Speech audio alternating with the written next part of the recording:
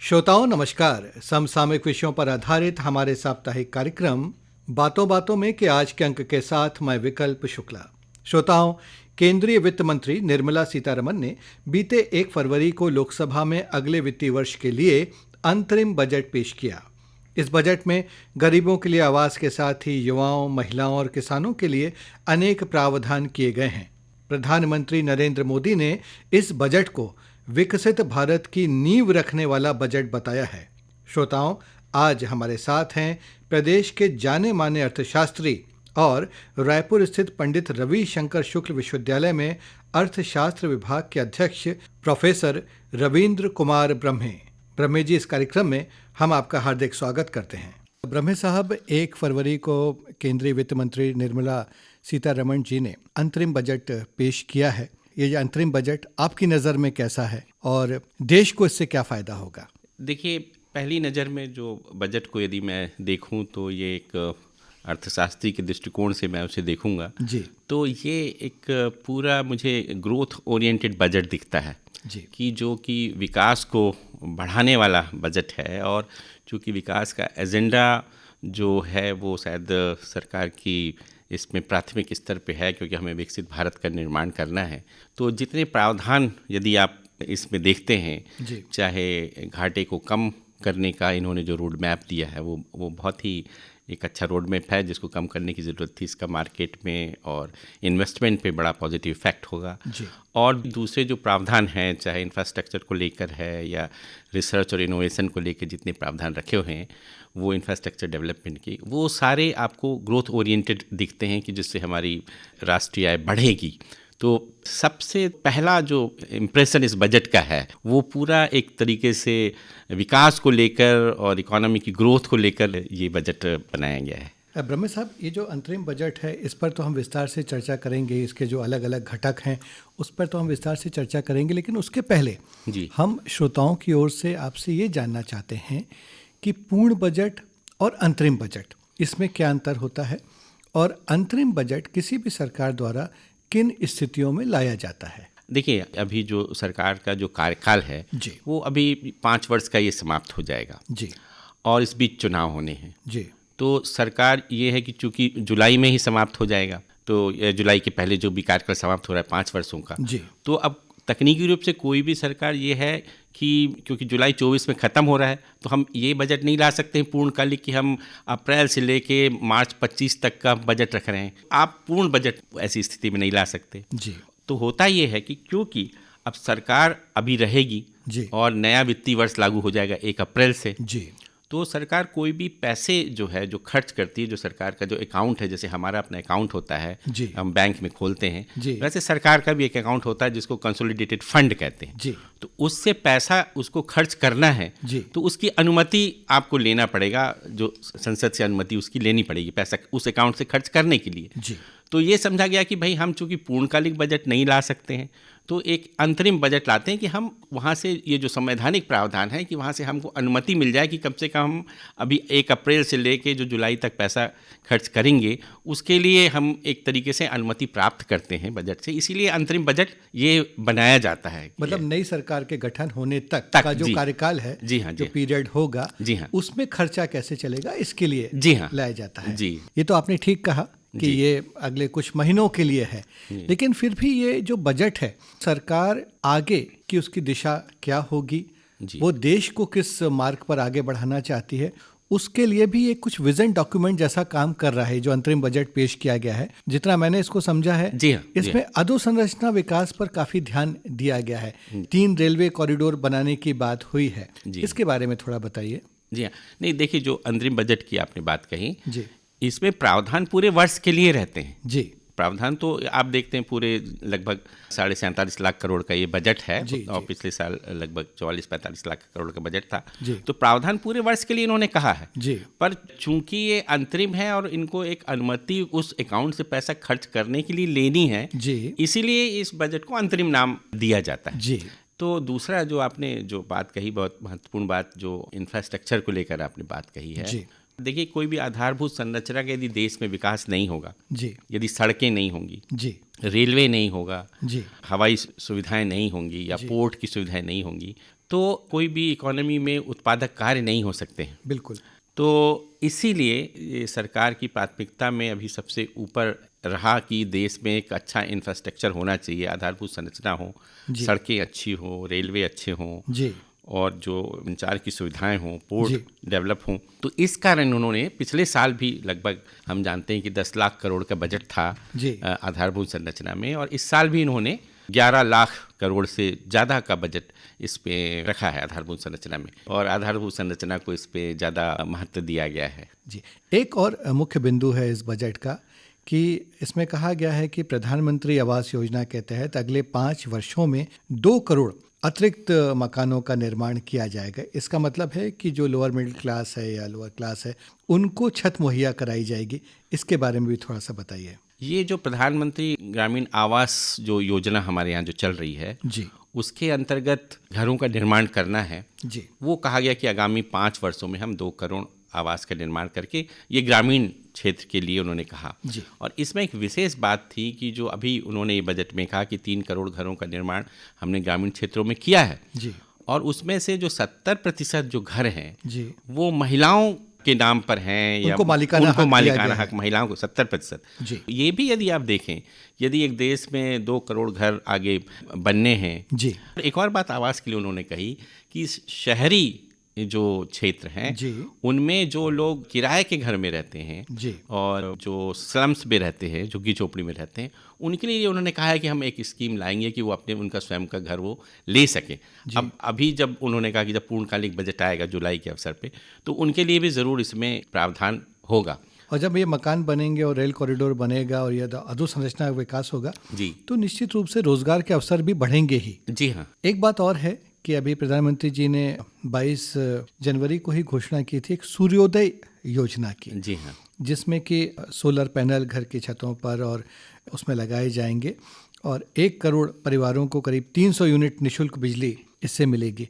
तो इसके बारे में विस्तार से हमारे श्रोताओं को बताइए कि इसका क्या फ़ायदा होगा, क्योंकि जो थर्मल बिजली है उसकी अपनी कीमत हम चुकाते हैं जी, जी, जी। पर्यावरण की दृष्टि से भी और हर दृष्टि से। तो ये जो योजना है वो आगे हमारे लिए कितनी लाभकारी साबित होगी, जहाँ तक ऊर्जा की बात है, हमारी ऊर्जा ज़रूरतों की और बाकी भी जो पर्यावरण की दृष्टि से भी देखें तो।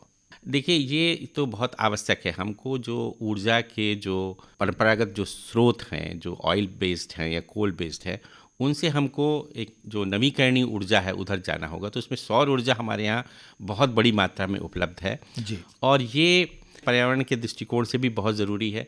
और हमने ये कहा है कि हम जो है 2030 तक हमारी जो नवीकरणीय ऊर्जा है, क्योंकि ये क्लाइमेट चेंज एग्रीमेंट भी जो दुनिया के लेवल पे हुए हैं जी और दूसरे इन्वायरमेंटल जो इश्यूज़ हैं उनको लेकर ये है कि हमें जो धरती का तापमान बढ़ रहा है, तो उसके लिए हमको ये अपनी ऊर्जा ज़रूरतें हैं यहाँ से पूरा करना पड़ेगा। और एक और बात इसी में रिन्यूएबल एनर्जी में कहा गया कि जो कोयला है तो उसका भी टारगेट रखा गया है कि हम सीधे कोयला ना जला के जो है उससे हम CO2 ना एमिशन हो। तो ये भी कहा गया, ये पूरा टारगेट ये है कि सरकार ये चाहती है कि जब हम विकसित देश के रूप में रहें तो हमारा जो एनर्जी कंजम्पशन है वो कम से कम 50% रिन्यूएबल सोर्सेज से हो, जो कि अभी लगभग 22-23% हम रिन्यूएबल सोर्सेज से करते हैं। तो एक बड़ी स्कीम है जिससे कि इस लोगों को प्रेरित किया जा रहा है कि वो भी अपने आवास पे ये एक छोटा जो है सोलर ये लगाएं, जिससे उनकी भी अपनी ऊर्जा की ज़रूरत पूरी हो। और जैसे आप कह रहे थे कि 300 यूनिट की बिजली तक उनको उससे जो है निःशुल्क भी मिलेगी। जी। एक बात और है कि सरकार का ये भी एक विचार है कि आगे जब विकसित भारत की बात होती है तो देश में और औद्योगिक क्षेत्र में अनुसंधान को बढ़ावा दिया जाए। इसके लिए भी बजट में एक बड़ा प्रावधान, एक योजना लाई जा रही है सरकार के द्वारा। इसके बारे में बताइए। जी हाँ, सरकार ने ये कहा है कि कोई भी देश आगे नहीं बढ़ सकता है जबकि तकनीकी का वहाँ पे उन्नयन ना हो। और तकनीकी को आगे बढ़ने के लिए जब तक आप रिसर्च और डेवलपमेंट पे खर्च नहीं करेंगे तो कोई भी टेक्नोलॉजिकल इनोवेशन नहीं हो सकता है, नई तकनीकी नहीं आ सकती। तो सरकार ने ये एक बहुत बड़ा प्रावधान इस बजट में रखा है कि लगभग 1 लाख करोड़ रुपए का एक ऐसा कॉर्पस फंड बनाने की बात कही गई है कि यदि कोई प्राइवेट सेक्टर भी कोई रिसर्च और इनोवेशन करना चाहता है तो वहाँ से वो लोन ले सकता है। और ये भी कहा गया है कि वो उनको इंटरेस्ट फ्री लोन उनको इस 1 लाख करोड़ के कॉर्पस से उपलब्ध कराया जाएगा जी। प्राइवेट सेक्टर को रिसर्च और इनोवेशन के लिए। जी। तो ये भी एक तरीके से देश को हम रिसर्च इनोवेशन के फील्ड में आगे ले जाएं, जो कि जैसे मैंने बताया कि बिना तकनीकी प्रगति के आपका देश की प्रगति नहीं होगी। जी। तो ये भी उसी में एक महत्वपूर्ण योगदान देगी ये योजना हमारे देश के अंदर। और जो हमारा रक्षा क्षेत्र है, जो डिफेंस सेक्टर, उसमें भी आत्मनिर्भर बनाने की दिशा में प्रयास चल रहे हैं, इसका भी बजट में उल्लेख है। जी हाँ, ये भी इन्होंने कहा है कि कुछ जो उपकरण हैं जो कि हम अपने ही देश में बना सकते हैं और इनको हम काफ़ी समय से बाहर से इंपोर्ट कर रहे थे, लाइट इन्फेंट्री कुछ जो हैं उपकरण होते हैं वो बनाया जा सकता है। और ये प्रक्रिया हमारे देश में प्रारंभ भी हो गई है, बन भी रहे हैं। तो इसी को और आगे बढ़ाने के लिए कि हमारी जो रक्षा जो ज़रूरतें हैं उसके मामले में भी हम आत्मनिर्भर हों और रक्षा जो उपकरण है हमारे यहाँ बनाए जाएं, उसके लिए भी इस बजट में प्रावधान किया गया है। सर, ये महिलाओं के लिए भी इस बजट में काफ़ी प्रावधान है, उनको आगे बढ़ाने के लिए, उनको आत्मनिर्भर बनाने के लिए, उनको स्वावलंबी बनाने के लिए। महिला उद्यमियों को 30 करोड़ मुद्रा योजना ऋण उपलब्ध कराए जाएंगे। ये एक बड़ा अच्छा प्रावधान मुझे नज़र आ रहा है इसमें। जी हाँ, महिलाओं के लिए और भी बहुत कुछ बातें बजट में मुख्यमंत्री जी ने कही हैं। जैसे एक तो मकानों की जो बात हमने कहा, ग्रामीण क्षेत्र में जो मकान बनने हैं वो 70% उनको मिले। दूसरा ये है कि उन्होंने कहा कि हमारे यहाँ जो लखपति दीदियाँ हैं, है ना, वो स्वयं जो NGOs जो काम कर रही हैं, स्व सहायता समूह जो काम कर रहे हैं, महिलाओं के स्व सहायता समूह हैं, उसमें से कई जो स्व सहायता समूह हैं उसमें लगभग 1 करोड़ महिलाएं वो लखपति दीदियों की श्रेणी में आ गई। तो उससे दूसरी महिलाएं भी प्रेरणा ले रही हैं। बिल्कुल। तो उन्होंने कहा कि ये टारगेट को हम बढ़ा के महिलाएं जो करनी है स्व सहायता समूह के माध्यम से, इसको हम 2 करोड़ और 3 करोड़ तक ले जाएंगे, ये बात कही गई एक इसके अंदर बात। तीसरी बात महिलाओं के संबंध में ये कहा गया इसमें कि जो आंगनबाड़ी हैं अभी, उन आंगनबाड़ियों को हमें अपग्रेड करना है, क्योंकि आप जानते हैं हमारे देश में ये जो आंगनबाड़ियों का जो नेटवर्क है ये दुनिया में अपने प्रकार का एक सबसे बड़ा नेटवर्क है, जिससे वुमेन एंड चाइल्ड वेलफेयर जो प्रोग्राम चलते हैं आंगनबाड़ी से। तो यदि उसमें सुधार होगा, उसको अपग्रेड यदि करेंगे, तो निश्चित रूप से महिलाओं और बच्चों में जो दूसरी जो हेल्थ के दूसरे इश्यूज़ हैं या मेल न्यूट्रिशन की जो दूसरी बातें हैं, इसमें आयुष्मान भारत योजना के भी दायरे में लाया गया है। वो जो हमारी आशा जो कार्यकर्ता है, महिलाएं, सहायिकाएं, हाँ, उनको आयुष्मान जो है योजना स्वास्थ्य की, उसके अंतर्गत इनको लाया गया है।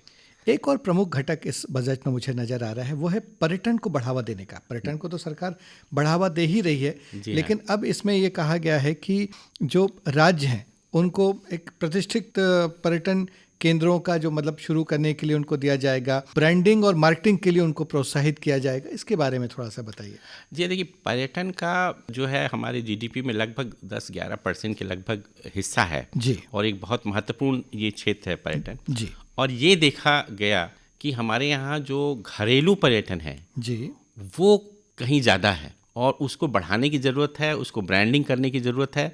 तो ये बात इस बजट में कही गई है कि हम इस पर्यटन को, और ख़ासकर उसमें एक और आध्यात्मिक पर्यटन का नाम दिया गया कि उसको भी हमारे देश में बहुत संभावनाएं हैं कि वो पर्यटन हम अपने देश में उसको कैसे बढ़ाएं। और देखिए इसीलिए जैसे हम मेक इन इंडिया की बात, मेड इन इंडिया की बात करते हैं, तो आपको याद होगा कि प्रधानमंत्री ने कहा था कि वेड इन इंडिया। तो आप मतलब हमारे देश में ही शादी करें, बाहर विदेशों में जाके जो आपकी जो पेरिस हो रही है, डेस्टिनेशन जो मैरिज है, तो ऐसे क्षेत्र हमारे देश में बहुत है, क्योंकि इतना बड़ा हमारा देश है, कश्मीर से कन्याकुमारी, विविधता बहुत है, इतनी विविधता है जो कि किसी एक देश में इतनी विविधता आपको देखने में नहीं आएगी। तो ये जो हमारे अपने जो संसाधन है और हमारी जो अपनी विरासत है, उसको ही हम उसको सुधारें और उसमें हम पर्यटन को बढ़ाएं, ऐसा प्रयास जो है केंद्र सरकार राज्यों के से सहयोग से ये करना चाहती है। एक अंतिम सवाल सर जी, इस बजट के पेश हो जाने के बाद प्रधानमंत्री नरेंद्र मोदी जी ने ये कहा है कि ये जो अंतरिम बजट है, जो बजट है, वो विकसित भारत की नींव रखने वाला बजट है। उन्होंने से ऐसा बजट बताया है कि इस बजट ने विकसित भारत की नींव रख दी है। आप इसको किस तरह से देखते हैं? देखिए, विकसित भारत हमको जो अभी 2047 तक हमें एक विकसित भारत की परिकल्पना हम लोगों ने किया है कि हम विकसित देशों की में आना चाहिए हमें, और पूरी संभावना है, पूरी जब दुनिया में अभी ग्लोबल रिसेशन है पर भारत की ग्रोथ रेट 7% से ज़्यादा 7.3% अभी है। तो ये जो विकसित भारत बनाने की जो बात है, इसके जो 2-3 जो पैमाने हैं कि देखिए आप इंफ्रास्ट्रक्चर बिना बनाए नहीं कर सकते। जी दूसरा एक बड़ी चीज़ ये है कि आपकी जनसंख्या का आधा हिस्सा महिलाओं का है। जी तो यदि महिलाओं का विकास नहीं होगा, सशक्तिकरण महिलाओं का नहीं होगा, तब तक आप विकसित भारत की कल्पना नहीं कर सकते हैं। जी तो इसीलिए अभी आप देखें काफ़ी समय से तो बहुत सारी जो योजनाएं हैं उससे किस प्रकार से महिलाओं का सशक्तिकरण किया जाए, इसको लेके बन रही हैं। क्योंकि ये एक लॉन्ग टर्म पॉलिसी है कि जो विकसित भारत बनाने के लिए इंफ्रास्ट्रक्चर तो आपको बनाना ही पड़ेगा, पर आपकी जो आधी जो वर्क फोर्स है, 50% जो हमारी जनसंख्या महिलाओं की है, उनका भी सशक्तिकरण आप करें तो ही जो है विकसित भारत का आप निर्माण कर सकते हैं। बहुत बढ़िया सर, आपने बहुत अच्छे से सारे बिंदुओं पर प्रकाश डाला और बड़े अच्छे से पूरे बजट को हमें समझाया हमारे श्रोताओं को। आकाशवाणी समाचार की ओर से हम आपका हार्दिक आभार व्यक्त करते हैं। धन्यवाद। तो श्रोताओं, इसी के साथ समसामयिक विषयों पर आधारित हमारा साप्ताहिक कार्यक्रम बातों बातों में का आज का यह अंक संपन्न होता है। अगले हफ्ते एक नए विषय के साथ हम फिर हाजिर होंगे। अब हम आपसे विदा लेते हैं। नमस्कार।